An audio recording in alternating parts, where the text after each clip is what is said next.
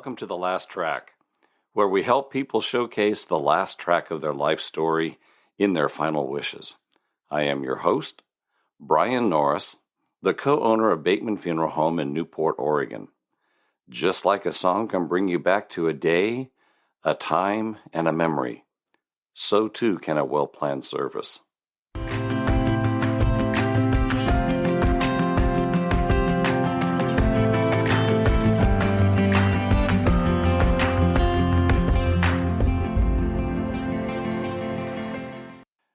The quote of the day is a song that's entitled Words, and it was written by Skylar Gray.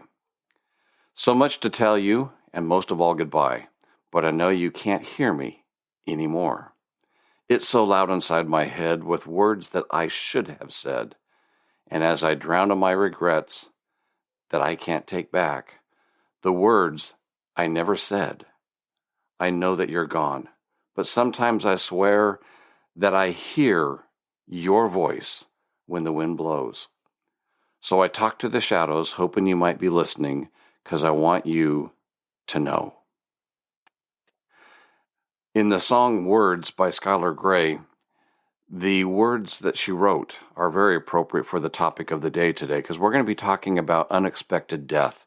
And when you have an unexpected death, most of the time, some of these feelings come because you're thinking, oh, I wish I would have said something, or man, I didn't say I love you when you left that morning. And these feelings that you have are very difficult. And so as you're going through the process and the grieving process, the very first thing that you come up against is, what do I do?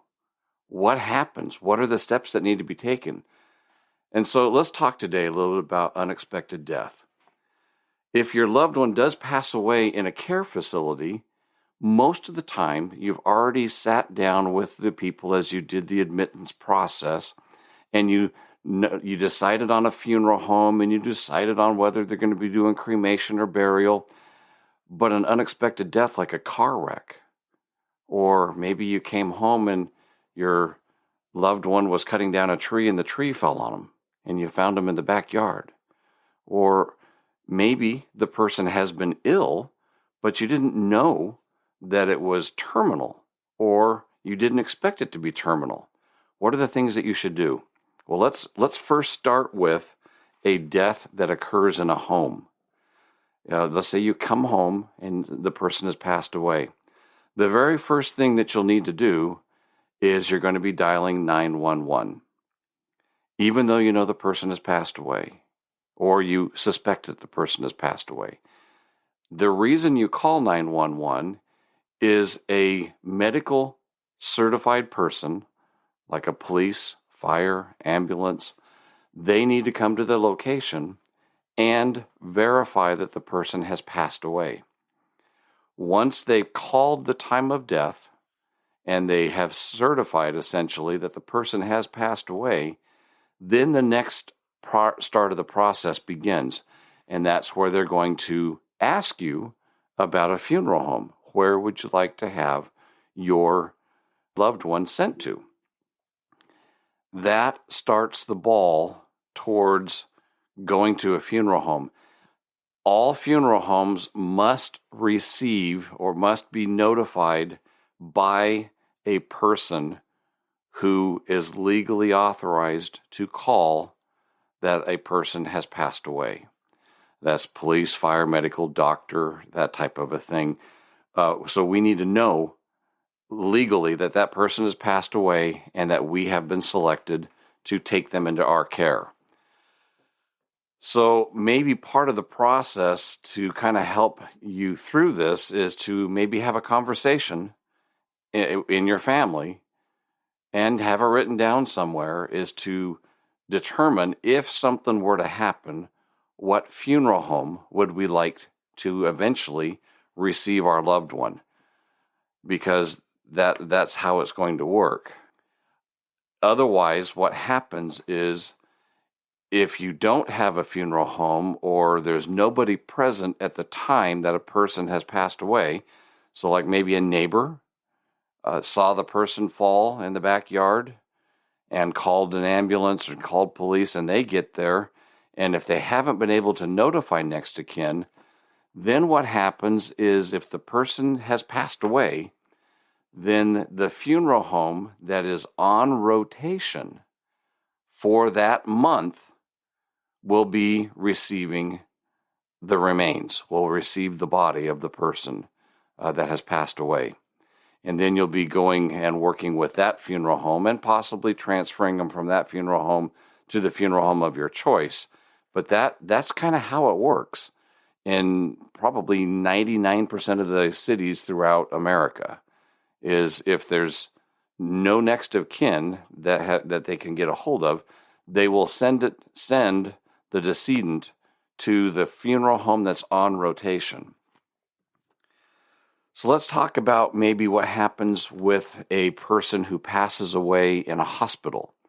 So for example, if a neighbor sees a person have a tree fall on them and they call an ambulance, the ambulance comes out, the person has not died at that point and has been transported to a hospital, the hospital is going to try to get a hold of the next of kin as well during that time.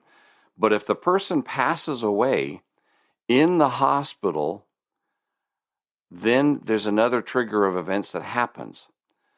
If the hospital has a small morgue, and I know everybody has watched NCIS and all those things, and so in these really big cities, and there are some in these big cities like Houston and Chicago and New York, they're going to have a morgue, where they go to a state medical examiner and that type of a thing, and they'll open up a great big drawer and they'll put the person in it. Especially in the smaller towns, they'll go to, if the hospital has a small little morgue, they'll take the decedent to that little space and place the decedent in that little place.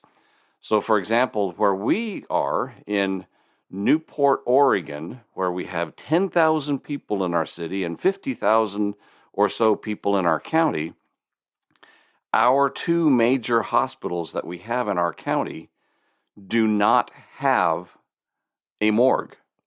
They just don't. And so what happens at that point then is the hospital does everything that they can to notify next of kin and try to get the next of kin to be able to come in and be able to see their loved one. They will also try to, if they can't come in, they'll try to work over the phone with them and ask them which funeral home to send them to.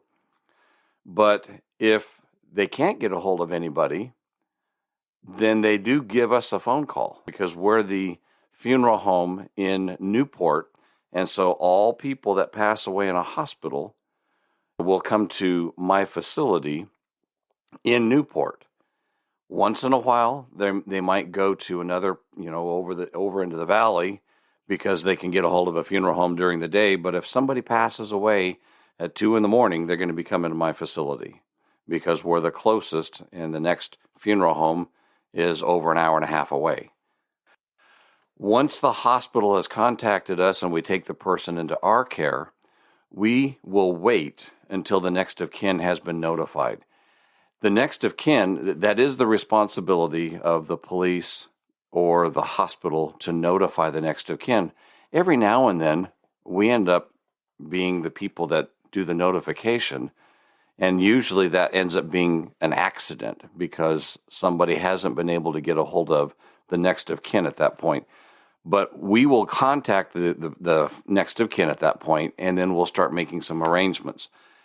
Let's talk now a little bit about what happens once the funeral home has your loved one, and then what you can expect from the funeral home, and what the steps that you'll have to go through to make arrangements for your loved one. The first one is knowing whether or not your loved one has made pre-arrangements, meaning they've already come into a funeral home, they've already made arrangements for a cremation or a burial, they may have already paid, and that's called a prepaid arrangement or a prepaid policy.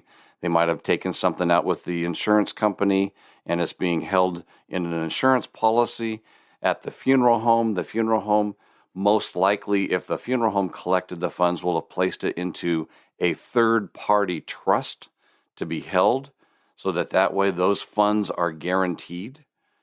And then a lot of times they will have already written out their wishes, like they want to have be cremated in these clothing, or they want to be buried at this location. And so they'll go through the pre-arrangement and decide whether or not they have one, and then start talking to you about what are your wishes for the person, because at this point the person has passed away, and what is the most important thing for the survivors of this person. And it might be, if the person is able to be viewed, it might be that you want to have a last time with your loved one in a private room, maybe with some of your family or friends present. And then you'll start talking about whether or not the person should be embalmed, or there needs to be any cosmetic repairs or anything done, so that the person is what we would call viewable, or in a state that people can come and say their last goodbyes and have a good positive experience.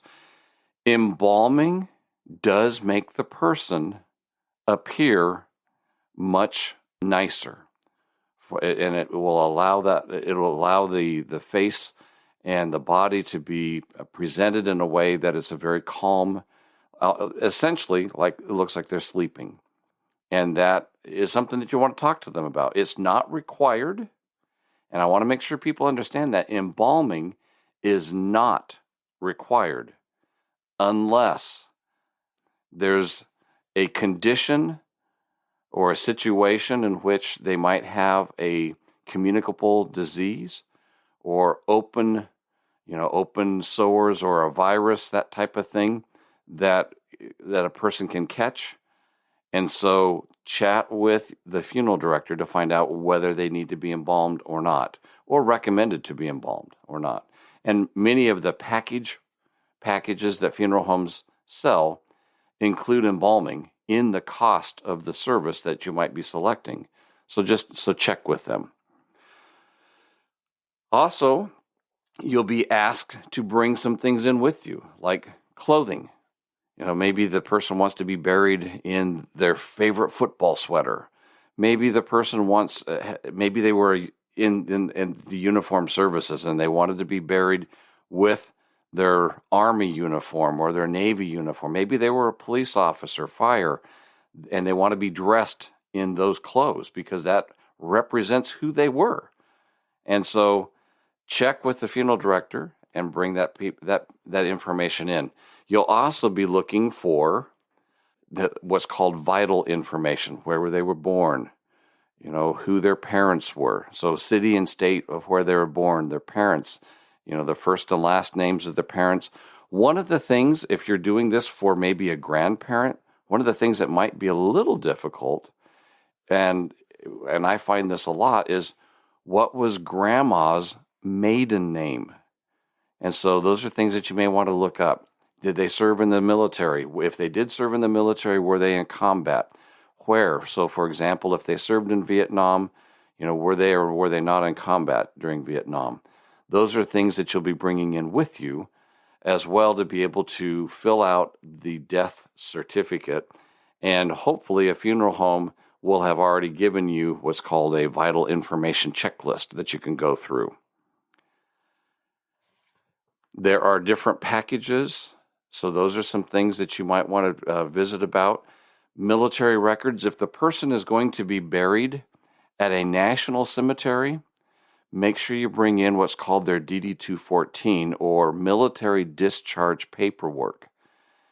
Even if you don't want to have them go to a national cemetery, by bringing in their honorable discharge or general discharge, anything that's not less than general discharge. So if somebody was a dishonorable discharge, they wouldn't be able to receive the benefits. But if a person served and they were discharged, they are also eligible to receive a flag. It can be folded. They can play taps and present it to the next of kin. And so you may not want to go to a national cemetery, but you can certainly have, even at the funeral home, you don't even have to have a service. You can be at a park and we can coordinate with the military honors to be able to go to the park, play taps, and present the flag. Those are some things to think about, as well as maybe they might have some religious things that they need to honor, whether you want to have a memorial or a funeral, meaning the body present or not. When you're scheduling times, a lot of times people want to do it on the weekend, and that's great, because if that's how you can get the most people, keep that in mind as you're scheduling a service, because it may cost a little more because there's going to be what they call overtime charges, especially at a cemetery on a weekend, or if it's after maybe 3 p.m. Those are things to keep in mind because there are expenses that come into it, but you also want to try to be able to get as many people that want to attend to be able to attend. One of the other things that's really hard sometimes is, how do you write an obituary? Most people never really write more than 1 or 2 obituaries ever in their life. It's like, well, what do I do? Well, there's a lot of resources online. Take a look. There's some books. We actually hand a book to families that talk about how to write an obituary. We also have a questionnaire that if you go through and you answer the questions on the questionnaire, it's about a 2-page questionnaire asking, where they were born and their parents' names. And if you answer all the questions, essentially it writes an obituary for you. And then you can give that to the funeral home, or you can take it down to your local newspaper, and they can convert that into an obituary for you. And those are some things that you might want to ask your funeral home if they have that to help you. Sometimes if you wanted to maybe have a viewing and your funeral home says, we can't yet, your loved one has not been released, what they're saying is they can't have a viewing yet because the medical examiner has not reviewed their medical information. Maybe if they have to actually physically see the decedent, then they would be coming to the funeral home or going to the morgue where they're at, and they will need to look at the person and determine cause of death. If they were in a car accident and they were the driver, then they also they don't have to necessarily have an autopsy, but they will be drawing samples for toxins that are present to see if maybe the person's was driving impaired. And so those are just normal steps and procedures, and that's something that maybe is good for you to know, that, I don't need to get upset yet because, what's happening, there's some steps that have to take place before the person can be viewed sometimes, or the medical examiner might release them to be viewed because we don't have to do anything cosmetically to the person, but they can't be buried or cremated yet until they actually are seen. And the medical examiner many times has to lay eyes on the person and maybe do a physical exam to be able to determine cause of death before a burial and before a cremation. And yes, there may be some religious things that we need to try to observe, but unfortunately, sometimes the law of the land makes it, and timing makes it to where it can be difficult sometimes to observe those religious aspects. Say, for example, somebody is in a car wreck Friday late afternoon, and maybe in their religion they need to be buried within 3 days. Well, Friday afternoon, Saturday, Sunday, now we're looking at a Monday, and the medical examiner may not have been able to get to the person by Monday to be able to allow that person to be buried, because they may have to be sent somewhere for an autopsy. So everybody tries to work around religious or religious beliefs, but sometimes it's out of the funeral home's hands, and people just hopefully can understand that. A lot of times with unexpected deaths, the person handling the funeral arrangements, this might be their first time ever dealing with these types of a situation, and so they're going to be lost. And we're talking about death certificates and their eyes just kind of glaze over and it's like, oh, I have no idea. Or maybe they come in and they say, I know I need a dozen because so-and-so down the street told me I needed a dozen. And those are definitely, I don't want to discount the advice of a friend, but what happened 10 years ago is not what's going on in today's world, especially with everybody trying to become paperless. And I know we've been hearing that since the 80s, but a lot of banks don't need to have a certified copy anymore. They just need to see a certified copy, scan it, and put it in their system. So you might not need to have a dozen death certificates anymore. Your funeral home hopefully should have a checklist, and they'll go through that checklist with you, and they'll talk about things like bank accounts, how many banks the decedent had an account in, because each different bank will have different requirements, credit cards, in order to be able to close credit cards. They might have a title on a home, a title on a car, a title on a boat. Those will all need to have a death certificate in order to take their names off of those titles before those items can be sold. Life insurance policies. In many states, Oregon included, you have what's called long form and short form death certificates. And your funeral home can go through that with you, but just briefly, a long form will include cause of death and medical information, whereas a short form will not. And life insurance companies are just about the only place that needs to have a long form. In planning the funeral, we've talked about a lot of things, but things to just kind of keep in mind is an online obituary, yes or no, and you can go to one of our podcasts that talk about that. You can talk about, a memorial, poem, music, and you can go to one of our podcasts that talks about planning a funeral service. Who should you notify? And, friends, family, that type of thing. And that's all part of the planning process. And we go into that in some of our other podcasts as well. And one of the questions is who's going to officiate? And that's, if the person was really religious and that was a major part of their life, then absolutely you're going to probably want to talk to a pastor or a priest, that part of their life. If they weren't, maybe a family member, maybe a friend, a celebrant. You can look up celebrants in your local area and they can help you with a celebration of life. Wow, we covered a whole lot of information, and hopefully this helps you. Hopefully this gives you some idea, some insight into maybe do a little bit of pre-planning on if you have an unexpected death. There's a whole nother level of things to talk about, grief recovery, those types of things.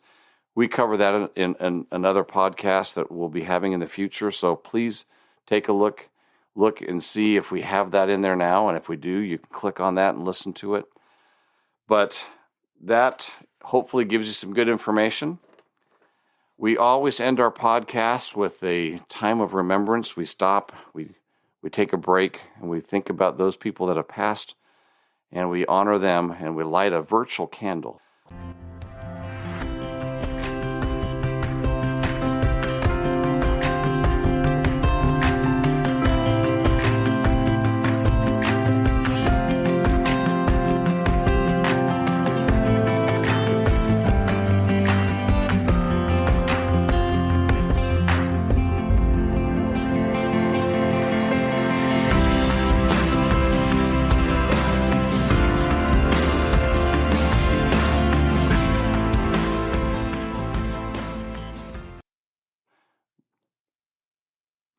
This has been The Last Track. Again, my name is Brian Norris, and you can find out more about Bateman Funeral Home on our website at batemanpacificview.com, or you can visit us on Facebook. You can find us on YouTube and take a look and see what we have to offer. If you have any questions or feedback about today's episode, please leave us a comment, or you're welcome to call us at 541-265-2751, and we'd love to hear from you. Make sure you listen to the other two podcasts in this trilogy: How to Have a Funeral for Someone Who's Died by Suicide. Boy, that's a tough one as well. And Why Would You Need an Autopsy? We briefly touched on it here, but you'll hear more about it and go into more depth if you listen to our podcast on autopsies. And coming up, how to talk about death. That'll be our next trilogy. Thank you.